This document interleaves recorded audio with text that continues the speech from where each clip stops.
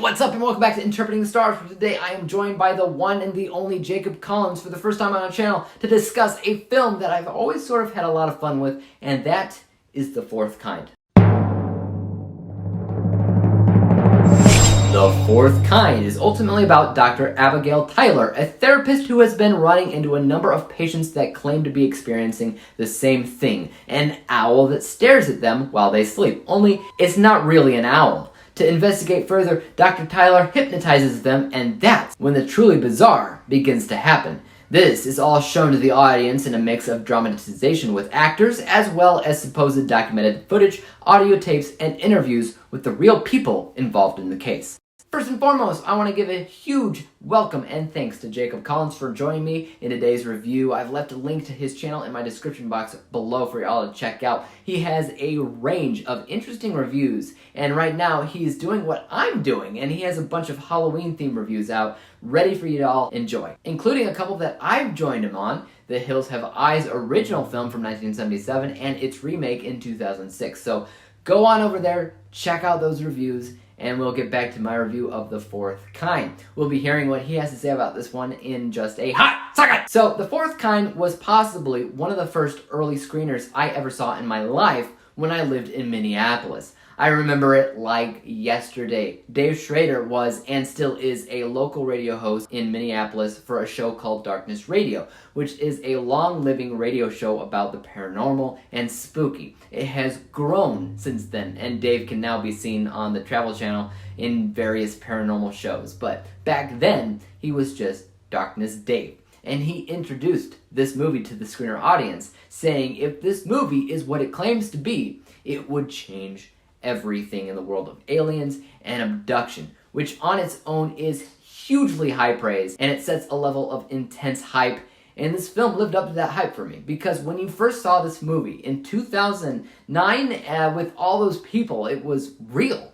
I had never seen a movie done like this, and to this day that remains true, where this film operates like it's an episode of Unsolved Mysteries or something. You have actors portraying what they claim to be real people, and they stitch together real movie moments with what they claim to be real documented evidence, including video and audio recordings, and of course an interview with real people. And when you compare the movie stuff to the documented stuff, what I definitely respected about it was that it felt authentic. It felt like if they really came across this footage and they decided to redo it with actors, this is how they would decide to go about it. They could have easily just had the actors wear the same thing as the people in the documented footage if it was all fake, but they didn't. The actors' wardrobe looked like movie stuff, while the documented stuff looked like raggedy and stuff only non-celebrities would wear. It's honestly these really, really subtle things that they did that I highly respected from a technical vantage point. It helped sell the idea that this was all real. Also, Jacob's going to talk about this in a second, and I think it's something that he did not like about it, but the documented footage is better than the dramatization stuff. And I agree with that, but I actually love that about the film. It helps with the authenticity because they did it on purpose. They made the movie stuff feel produced and fake and not as emotional, while they blew it out of the water with the documented footage, which helps the audience at home believe that this documented footage is indeed the real thing, because you can't really fake certain emotions all the time. And what you see on that footage is so haunting some of the time, while the stuff in the movie is just like, typical tacky horror movie stuff. So I actually loved that the documented, basically found footage element of the film was done so well, and the dramatization part wasn't. To me, that's just smart editing. But of course, the film was indeed fake. It wasn't out long before people started ripping it apart and proving it was all a sham, which of course it is. They essentially filmed the entire movie twice with different actors, different wardrobes and sets, but everything else is the same. To me, that shouts ambition, as the writer and director of this film clearly had a vision to do something a little bit different. So I definitely respect that, but of course, I do have some negatives to discuss about the film, but before I do that, let's hear from Jacob. Take it away, man.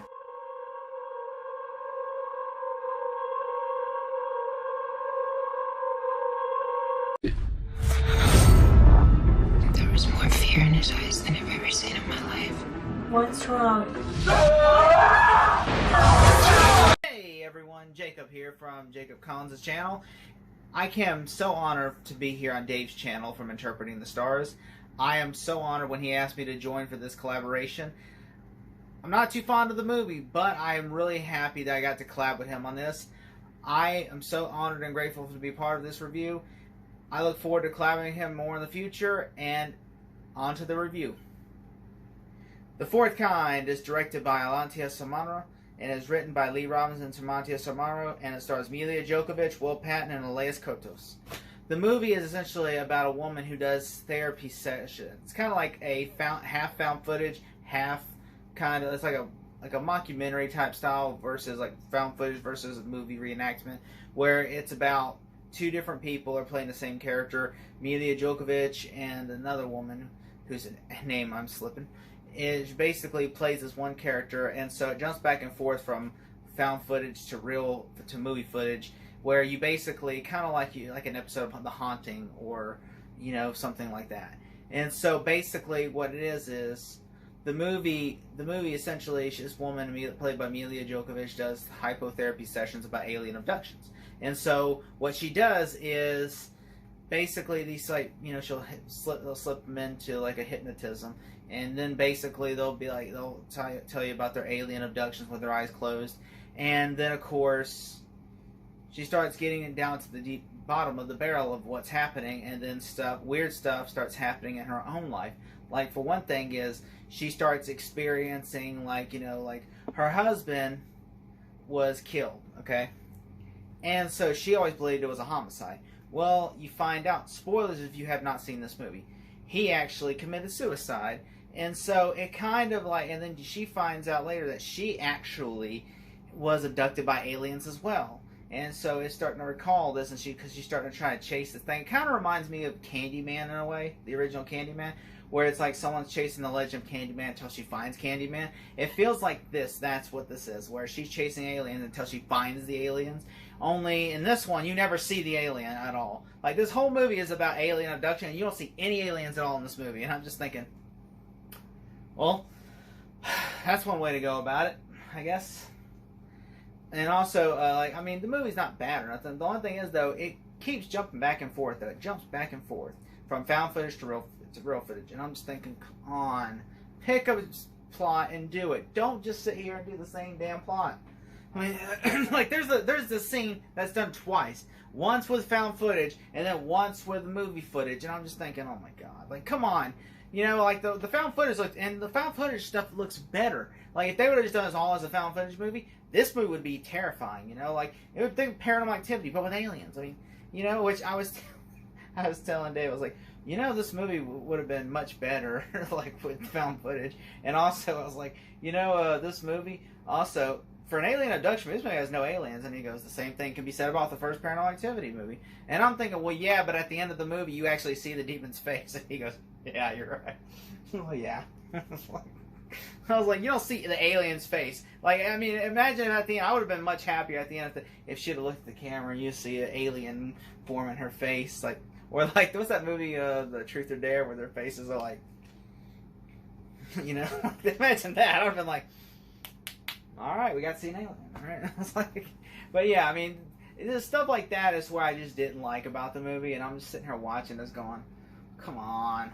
Like, I was like, and then, like, on top of that, like, it just feels like there are certain moments I did like about this movie. Like, I really liked, like, the therapy sessions of hearing the woman's voice, and, like, I understand, like, I like an idea of, like, okay, the idea of what's happening is scarier than what you're actually seeing. I like that idea, but I also like the idea, okay, if you're going to work with that, but then why are you going to show found footage and also other stuff about it? If you're just going to talk about it. Don't show anything, okay? But instead, they actually showed things, and I'm just saying, like, you don't know how to have your cake and eat it too. Like, it just feels like they don't know what they're trying to do. Are they trying to be a found footage movie? It feels like that. I feel like, this is just my theory. I looked this up. I can't prove if this is true or not. But I feel like they wanted to make a found footage movie, but then they're like, nobody likes found footage movies. And this is I think, Paranormal Activity, or I don't know if this was after or before the first Paranormal. I think it was before. And I think this is pre-Paranormal Activity, so they were just kind of scared about that. So they were just like, I don't think we should do that. So they're like, we'll just make a movie out of it. And then they had some found footage, so they were just like, you know what, let's just scrap it. We'll just use some in the movie, and that's it. I mean, there are some stuff that looks really good. Like there's a scene where a triangle, like it's a UFO that abducts a little girl. Well, it's not a little girl, but she's kind of a little girl. I could say that. Yeah, and then she abducts this woman, the star Milla Jovovich's daughter, and she gets abducted. And I'm just thinking, the found footage part of that, the squad car look, that looks good. I actually said that kind of got me scared a little bit. But then just like certain stuff. But then there's even like a possession scene where an alien possesses the dude, and he's like, "Don't come!" But you don't see an alien. It's just a guy, like it's just a guy, talking like an alien, going, no, he says, like, stop doing your researches because you're getting too close, kind of thing. And I'm just thinking, this is so stupid. Like, just thinking, I mean, in the movie, I just felt like parts of it just kind of like parts of it get kind of like really good, and then parts of it kind of get really dumb. And I just feel like every 5 minutes, very back and forth, back and forth, back and forth. It's like, and I'm watching this movie, and the movie ends, like, and it doesn't have a good ending either. Like, it doesn't really wrap up everything. It just kind of leaves it open-ended where it's like, oh, yeah, this person got abducted, and they never found her again. Yeah, and this person's in a wheelchair now. Shit happens, and they go, well, her husband didn't die from the way we thought. So it's kind of a question also, is she crazy or not? Because, like, there even is a question, is she crazy? Like, there's even people bring up, is she crazy? Because she believes in aliens and stuff, but yet, her husband, she didn't know how her husband died. And I'm like, of course. Like, yes, you're answering, people are asking the right questions. I'm even, like, the character in the movie, the sheriff, is the character I was probably the most, like, I sided with the most, because I'm just thinking, everything they're saying is batshit. I agree with the sheriff. Everything sounds batshit crazy. But then, of course, I think, I personally, I don't know, I feel like a little indifferent because some parts of the sheriff, I'm just thinking, like, why didn't you not see that? You did not see that? You're being skeptical, but you did not see that? I'm just saying, like, either you don't want to see it or you do want to see it. You don't want to see it or you just don't want to admit the truth. Also, there's a note I found online that I thought was interesting. Alright, so, apparently to promote the movie, Universal created a website with fake news stories from real Alaska newspapers. Like, they would use real Alaska news stories, like a lot of missing people in Alaska, okay? They would actually take that and exploit that in the movie and say, oh, these people were really abducted by aliens, and that's actually not true. They were just using that as a marketing gimmick, and then the people heard about that, and they actually went after Universal saying that's insensitive that you're using missing people to promote a movie, which it is. And so I'm just thinking, why would Universal do that? But then again, I'm like, what are you going to expect? It's a major movie corporation that exploits stuff for a living. What do you really expect? I mean, it's the same type of... It's movie studios. I mean, look, Netflix used a real train crash to market for that movie, The Bird Box, whatever. They used it in real footage. And then after so many people complained, they finally just said, oh, we're going to remove the train crash. It's crazy shit, But I mean, I will say, like, the cat acting in the movie is really good. I will say, like, a lot of the actors, like Milla Jovovich is always a great actress, and so is Elias Cotes and Will Patton. I believe they're all really good actors. And there's one character who I didn't include on here, but he's a guy who's like a professor guy. He's also really good in this movie too. I honestly thought everyone in this movie does pretty good, even though it keeps jumping back and forth from real found footage. I would say that this movie, I mean, it's something to watch, but if you're looking for like a movie to be resolved at the end, it's kind of like it doesn't resolve itself, so it kind of leaves stuff open-ended. And it claims to be a true story. When I looked it up, I said it's more of like a mockumentary type thing, but at the same time, most movies are. Like Texas Chainsaw Massacre is not a real story. It's just inspired by like Ed Gein, and Ed Gein, which is like one event that transpired into a bunch of fake stories. But yeah, so I would say the movie it's okay. I mean, if I had to give it a grade, I would give it like a C-. But I just want to say it's it's my opinion, just all my opinion. If you want to go watch it for yourself, I will say I'm so grateful though, Dave, for you having me on your show. I cannot wait to have you back on mine so we can review another movie. Thank you. I'm sorry I didn't like the movie as much as you did, but I promise you, I'm going to watch your review because I can't wait to see how awesome your review is going to be. Also, he's got a kick-ass thumbnail, so that's awesome. Which, also, thank you so much for having me on your channel. I cannot wait to do more collabs with you. If you also, just give his channel lots of views. Awesome dude right here. And the immortal words of days, peace. Thanks once again to Jacob. I left a link to his channel in my description box below, like I said, so make sure that you send him some love and tell him who sent you. Now, I'm sorry that you didn't love the movie like I did, man, but I get it. It's not a movie that many people do love. A lot of folks look at the outside of the film and they completely miss the subtle nuances that the film does in order to try to make that documented footage look as real as possible. They see what you see that, you don't see an alien, and that ruins their day. And sure enough, that is a problem. One of the most annoying aspects of this film is that anytime it starts to show you something cool or out of this world or awesome, the footage screws up. Every single time. And sure, the trope or excuse is that things like aliens or the paranormal in general screws up electronics, but when you watch a movie, you want the climax to get to a point bigger than all the rest. And when you screw up footage like this, I'm not sure if it tells the story as effectively as it wants to. Now, I don't agree that it doesn't show an alien, Jacob. The owl. The owl that they see throughout the movie that's not really an owl, the weird pale whiteness of the owl's fur, the full blackness of its eyes, that's an alien, man. They did it a little bit differently than how you would imagine, but that's the alien watching them. I remember thinking that that was smart myself.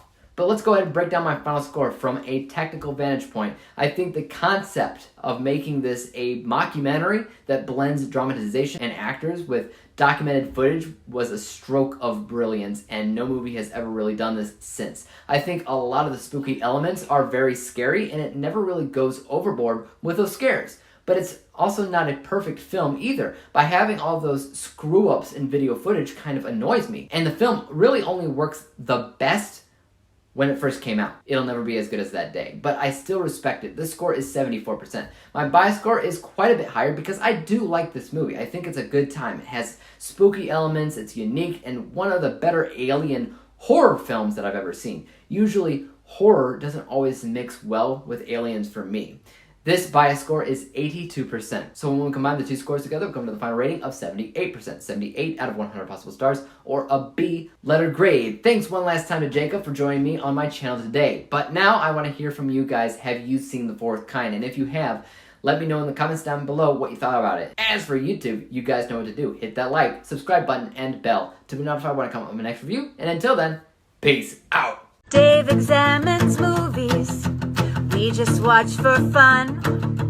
Davey is the expert. He is the #1 critic that I go to when I need